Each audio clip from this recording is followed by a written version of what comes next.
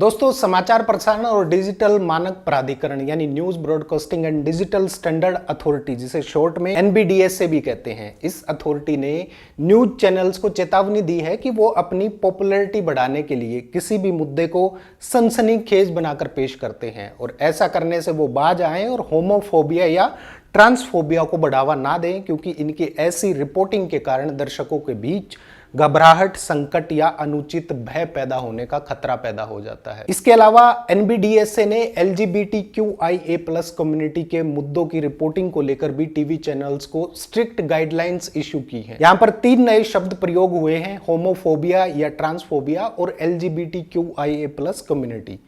बहुत कम लोग जानते होंगे इन शब्दों के बारे में। होमोफोबिया समलैंगिकता से जुड़े लोगों के प्रति तर्कहीन डर को कहते हैं, जिसका कोई आधार नहीं होता, बस बातों बातों में उसको पैदा कर दिया जाता है। ऐसे डर का हकीकत से कोई लेना देना नहीं होता।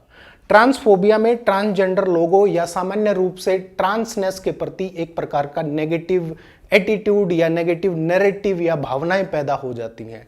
ट्रांसफोबिया में उन लोगों के प्रति भय, घृणा, नफरत, हिंसा या गुस्सा पैदा हो जाता है जो अपना सोशल जेंडर रोल कंफर्म नहीं कर पाते। LGBTQIA+ एक शॉर्ट फॉर्म है जिसका मतलब है लेस्बियन, गे, बाइसेक्सुअल, ट्रांसजेंडर, इंटरसेक्स या एसेक्सुअल। इस समुदाय के लोगों की पहचान उनके सेक्सुअल स्टेटस के आधार पर की जाती है, ना कि उनके पहनावे या रंग रूप के आधार पर।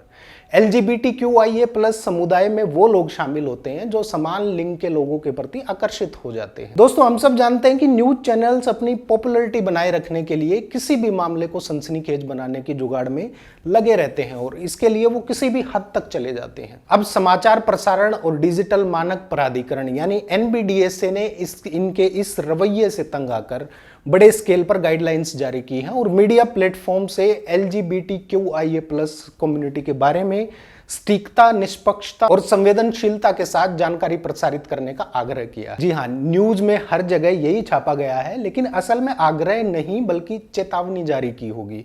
वैसे सरकार की मेहरबानियां न्यूज चैनल्स पर देखते हुए आग्रह भी कर दिया हो तो कोई बड़ी बात नहीं है। खैर, NBDSA ने यह कदम एक्टिविस्ट इंद्रजीत घोरपड़े द्वारा इंडिया टुडे पर प्रसारित एक कार्यक्रम के संबंध में दर्ज की गई शिकायत के बाद उठाया गया है, जिस कार्यक्रम का शीर्षक था संयुक्त राज्य अमेरिका की प्राइड परेड में नग्नता से आक्रोश, भारत के LGBTQIA+ कम्युनिटी कैसी जिम्मेदारी से नेतृत्व करते। बाद में इस न्यूज हेडलाइंस में कथित तौर पर तथ्यात्मक अशुद्धियां पाई गई थी और इस हेडलाइन का उद्देश्य डर फैलाना और LGBTQIA+ कम्युनिटी के लोगों को, व्यक्तियों को अपमानित करना पाया गया था। अब आप बेहतर तरीके से समझ गए होंगे कि न्यूज चैनल्स को क्यों अथॉरिटी ने यह कहा कि होमोफोबिया या ट्रांसफोबिया को बढ़ावा ना दें। इसके पीछे एक बड़ा कारण यह भी है कि न्यूज चैनल्स का रवैया बेहद घटिया और खतरनाक हो चुका है, जिनकी न्यूज का आधार जमीनी स्तर के मुद्दे नहीं बल्कि उनकी न्यूज का आधार होता है धर्म, राजनीति और व्यक्ति विशेष के आधार पर न्यूज छांटना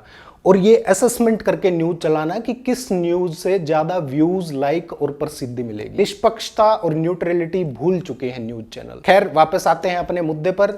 घोरपड़े ने अपनी शिकायत में इस बात पर प्रकाश डाला था कि न्यूज चैनल्स के कार्यक्रम ने संयुक्त राज्य अमेरिका में प्राइड परेड को नकारात्मक रूप से चित्रित किया और उन्हें भारत के साथ प्रतिकूल रूप से पेश किया गया। इसी कार्यक्रम में की गई आपत्तिजनक टिप्पणियों को चैनल से हटाने या वीडियो को पूरी तरह से हटाने के लिए कहते हुए माननीय सुप्रीम कोर्ट के पूर्व जज जस्टिस AK सीकरी की अध्यक्षता वाले NBDSA ने दिशा निर्देशों का एक पूरा सेट भी जारी किया है। NBDSA ने अपने स्टेटमेंट में कहा है कि चूंकि LGBTQIA+ समुदाय पर रिपोर्टिंग के संबंध में ढेर सारी शिकायतें प्राप्त हुई हैं और मुद्दे की संवेदनशीलता का ध्यान रखते हुए और ऐसे मुद्दों को प्रसारित करते समय निष्पक्षता लाने के लिए NBDSA के सदस्यों को कड़े दिशा निर्देश जारी किए गए हैं।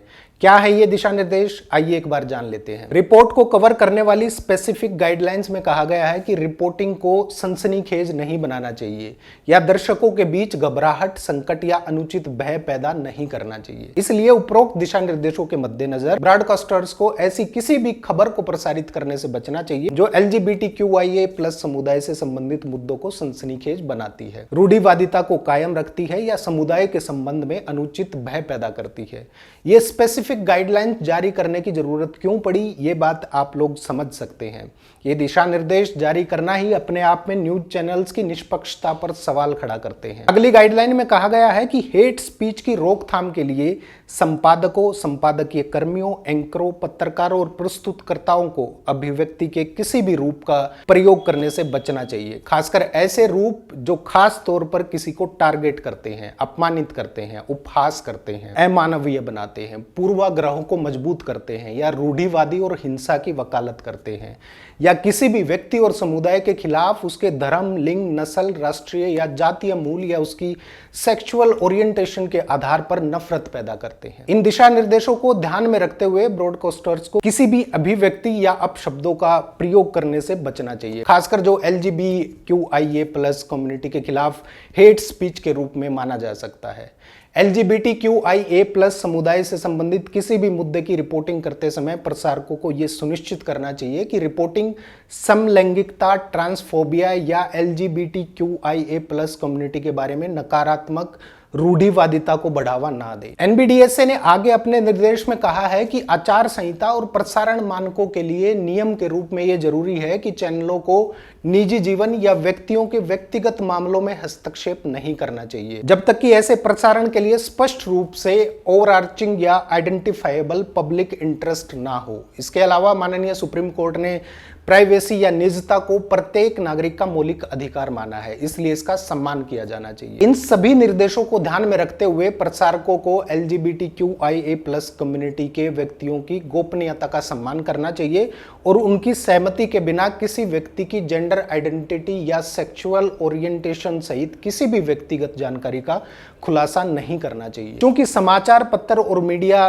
का जनता की राय पर सबसे मजबूत प्रभाव पड़ता है, इसलिए LGBTQIA+ समुदाय के किसी भी सदस्य पर रिपोर्टिंग करते समय प्रसारकों को इंक्लूसिव और जेंडर न्यूट्रल लैंग्वेज यानी समावेशी और जेंडर न्यूट्रल भाषा का प्रयोग करने का प्रयास करना चाहिए और लोगों के पसंदीदा नामों का सम्मान भी करना चाहिए। NBDSA ने अपने अगले निर्देश में कहा है कि जहां तक संभव हो प्रसारकों को LGBTQIA+ समुदाय से संबंधित किसी भी मुद्दे पर रिपोर्टिंग करते समय विविध प्रतिनिधित्व या डाइवर्स रिप्रेजेंटेशन के लिए प्रयास करना चाहिए। उन्हें यह सुनिश्चित करना चाहिए कि LGBTQIA+ कम्युनिटी से संबंधित अलग अलग क्षेत्रों को लेकर अपने विचार व्यक्त करने के लिए एक मंच प्रदान किया जाए। NBDSA ने निर्देश दिया है कि इन सभी दिशा निर्देशों का कड़ाई से अनुपालन होना चाहिए, इसलिए NBDA के सदस्यों और संपादकों के बीच इन गाइडलाइंस को प्रसारित किया जाइए। दोस्तों, news broadcasting and digital standard authority का ऐसी स्पेसिफिक गाइडलाइंस जारी करना ये इशारा कर रहा है कि भारतीय पत्रकारिता के लिए ये एक बेहद मुश्किल समय चल रहा है। न्यूज ब्रॉडकास्टिंग को लेकर संचार एजेंसीज और चैनल्स के बीच एक दूसरे से आगे निकलने का युद्ध चल रहा है, जिसमें वो सिर्फ एक दूसरे से बेहतर दिखने के लिए नई नई तरकीबें अपना रहे हैं। फिर चाहे किसी धर्म की बात हो या किसी समुदाय को न्यूज की भट्टी में झोंकना पड़े, आगे निकलने के लिए कुछ भी करने को तैयार है। ये जो पत्रकारिता गर्त में जा चुकी है, इसका जिम्मेदार है दर्शकों की अपेक्षाएं। ब्रेकिंग न्यूज जैसे शोज लोग आंख और दिमाग दोनों बंद करके देखते हैं। ऐसे में जनता किसी समाचार की हकीकत को ना जानकर बल्कि मेन पेज पर हेडलाइंस में जो दिखता है उसे ही सच मान लेती हैं। जैसे घर घर में बेसिर पैर के सास बहू के सीरियल चलते हैं, ठीक उसी प्रकार से बेतुकी खबर दिखाने का ये तरीका भी प्रचलन में है। दर्शक सत्य जाने बिना समाचार और ऐसे ही प्रोग्राम्स को उत्सुकतावश देखते रहते हैं। बीमारी खाली ऐसे प्रोग्राम्स को देखने में नहीं है, बल्कि असल बीमारी तब शुरू होती है जब वो सब देखा गया मटेरियल हमारे दिमाग से होते हुए हमारे व्यवहार में पनपने लगता है। सास बहू के सीरियल्स देखकर हम वैसे ही जीवन जीने की कोशिश करते हैं और अपना घर और रिश्ते दोनों खराब कर बैठते हैं, क्योंकि इन प्रोग्राम्स में सब कुछ मटेरियलिस्टिक होता है। रियल लाइफ में ऐसा संभव नहीं होता है, और जब रियल लाइफ में ऐसा संभव ही नहीं है तो वो प्रैक्टिकल कैसे हो सकता है। दोस्तों, भारतीय समाज में नफरत पैदा करने में न्यूज चैनल्स ने कोई कसर नहीं छोड़ रखी। अगर हम भारत की बात करें तो असल में हिंदू मुस्लिम के मुद्दे इतने बुरे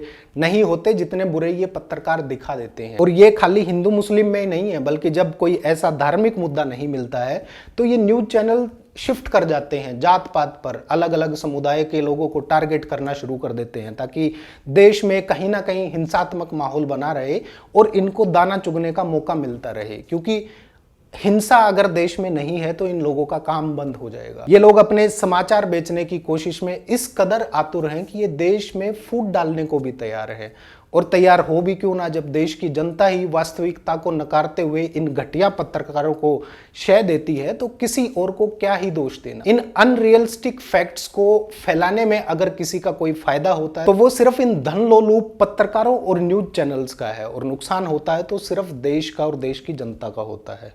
दोस्तों, सनसनीखेज खुलासे के नाम पर देश भर में कई प्रोग्राम्स चलते हैं जिनका जमीनी स्तर के मुद्दों और समस्याओं से कोई लेना देना नहीं, जवाबदेही बिल्कुल जीरो। कहीं से भी अब यह कहना गलत नहीं होगा कि भारत देश की जनता इन छद्म पत्रकारिता को शय दे चुकी है और सारे के सारे पत्रकारिता के व्यापारी असली समस्याओं को छुपाकर बेमतलब की हिंदू मुस्लिम जात पात और अलग अलग समुदाय की बातों का बतंगड़ बनाकर देश को तोड़ने का प्रयास कर रहे हैं। आप लोगों को सोचना होगा और ऊपर उठना होगा इन न्यूज चैनल्स के तैयार किए गए भ्रम जाल से, क्योंकि अब ये न्यूज चैनल बचे ही नहीं है, बल्कि अब ये इवेंट मैनेजमेंट कंपनी की तरह काम करने लगे हैं। जो जितना पैसा देगा वैसे ही मुद्दे चलाए जाएंगे। उम्मीद है कि ऐसी घटिया पत्रकारिता को जनता सिरे से नकार दे ताकि हम सब एक बार फिर से सच्चे मुद्दों को खबरों में देख पाएं। वैसे NBDSA ने न्यूज चैनल्स को जो गाइडलाइंस इश्यू की हैं, आपको क्या लगता है इनका कितना पालन किया जाएगा? कमेंट करके जरूर बताइएगा। नमस्कार।